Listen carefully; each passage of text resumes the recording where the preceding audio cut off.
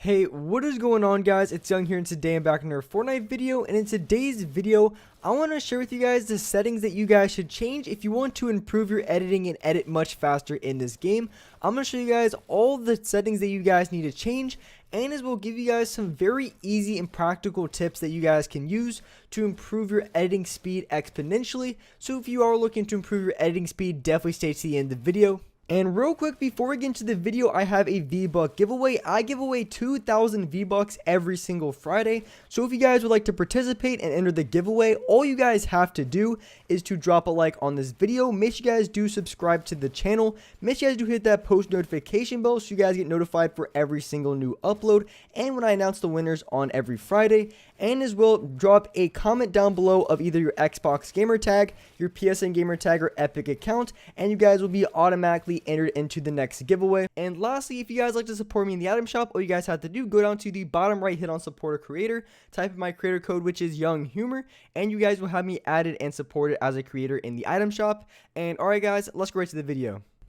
Alright, so in this video, I want to share with you guys a couple settings that you guys need to change if you are looking to improve your editing speed a lot.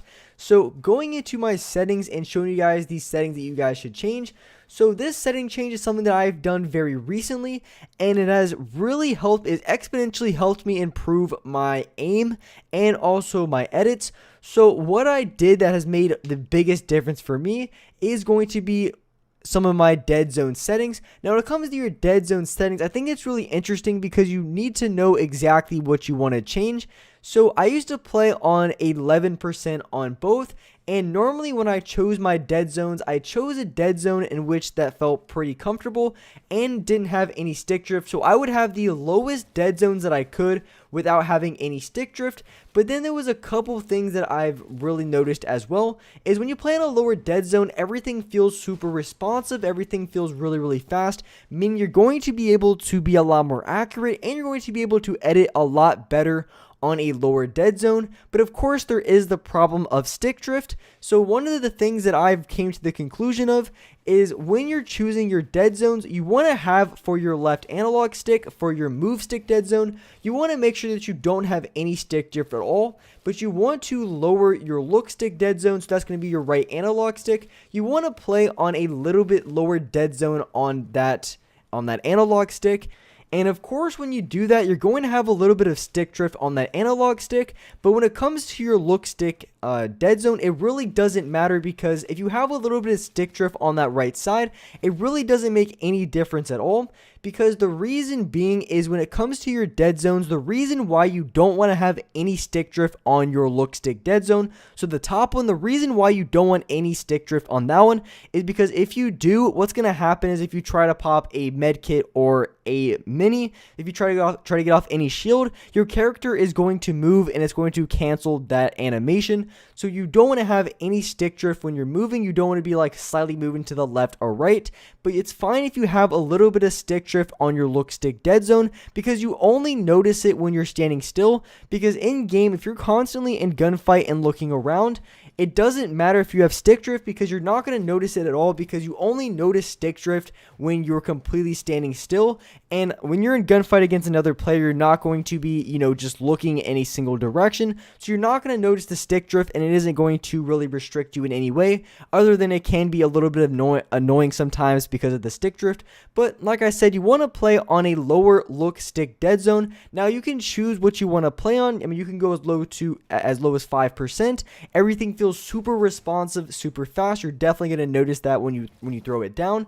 But I would recommend that you play on a single digit dead zone. So anything from, I would say, below a 10% is what you ideally want to play on. Of course, if the stick drift is just absolutely atrocious, then of course you want to bump it up. I choose to play on a 7% just because I feel like that's just the most comfortable for me. You guys can play on a 5% if you like, or even whatever single digit percentage that you want, but ideally you want to be below a 10% on your look stick dead zone, just because it's going to make everything feel super responsive. So when you're going for edits, you're going to have a lot more control over your over your movement and also where you're looking. So when it comes to certain edits, it's going to be 10 times more effective, and it's going to be a lot easier to hit the edit.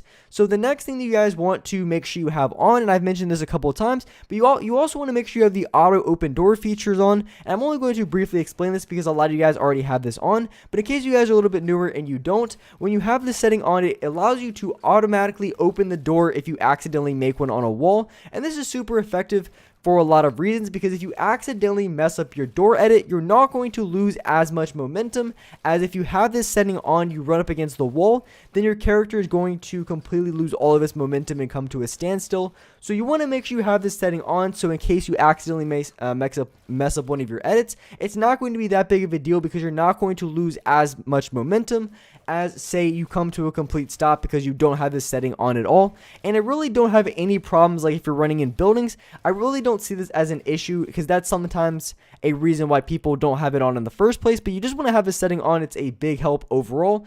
And I do have the confirm edit on release on, because I know a lot of you guys ask me if I do. I definitely have that setting on. It clears up an extra bind for constantly confirming every single time I go for the edit. I think it's a lot better, even though I feel like it's just slightly faster if you have it off and you have double edit binds.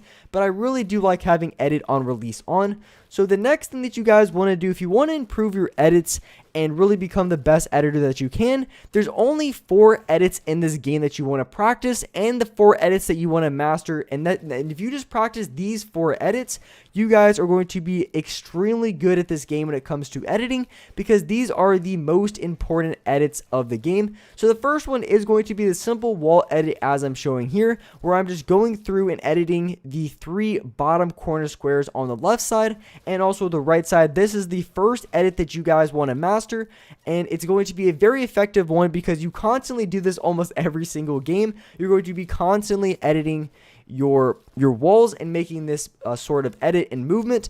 So you really want to make sure you practice this edit specifically, just because you use it so much. And the biggest goal is not necessarily speed. When you're practicing your edits, the number one goal that you want to have is going to be building consistency, because that is really what's going to make you a much better editor in this game, because you can be as fast as you want, but if you're not consistent and you're messing up your edits and you're really only hitting it 50% of the time, it's not going to be as beneficial as if it's a little bit slower but you're 100% consistent with your edits. So focus on consistency when you're practicing your editing speed and also just hitting the edits overall. And so the second edit that you guys want to master and practice as much as possible is going to be your double edits, and specifically when it comes to editing a floor and a cone, because this is an edit that you do a lot when you're editing out of boxes. If you're maybe doing there's a ton of high ground retakes in which you need to really practice this edit. So this is an edit that you guys really want to focus on and improve on, and is really going to make a big difference on your game.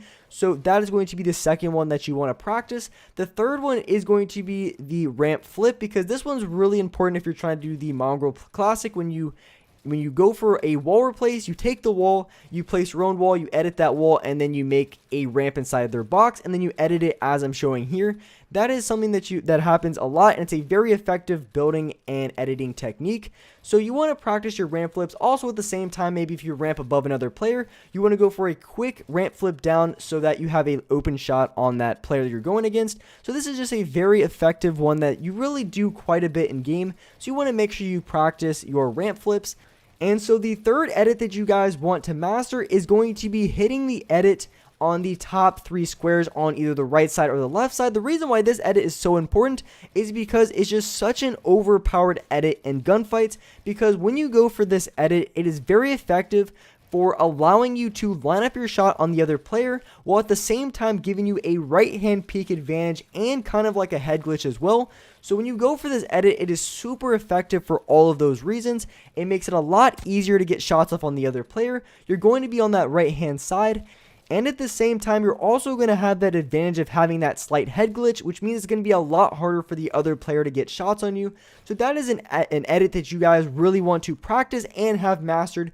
And I guarantee you, if you have that fourth edit that I just showed mastered, you're going to be a substantially better player in the game. You're going to be winning so many more gunfights, and you're going to be a much more effective player going against other players, whether you're playing box fights, if you're playing competitive, or even pubs. It is just going to be a game changer for you. So those are the 4 edits that you guys want to master if you want to improve your editing speed and just become an overall much better player. Because if you're practicing high ground retakes or really any other sort of edit in the game, they're pretty much almost all based off those 4, I would say, basic edits, because a lot of the retakes in this game really are just built off of those. So if you are looking to improve your high ground retakes, learn a lot more complicated building and editing techniques, as long as you have those 4 edits mastered, the other ones are going to be a lot easier and they're going to come by a lot quicker. So with that being said, that's wrap up for this video. If you guys enjoyed this video, if you guys liked it, make sure you guys do hit that like button. Make sure you guys do subscribe to the channel if you guys are new. Hit that notification bell so you guys will get notified for every single new upload. And as well, I do live stream every single day here on this channel at 6 o'clock Eastern Standard Time. So make sure you guys hit that notification bell so you guys will get a notification when I go live here on this channel. But with that being said, I appreciate you guys watching the video. And alright guys, I'll see you in the next video.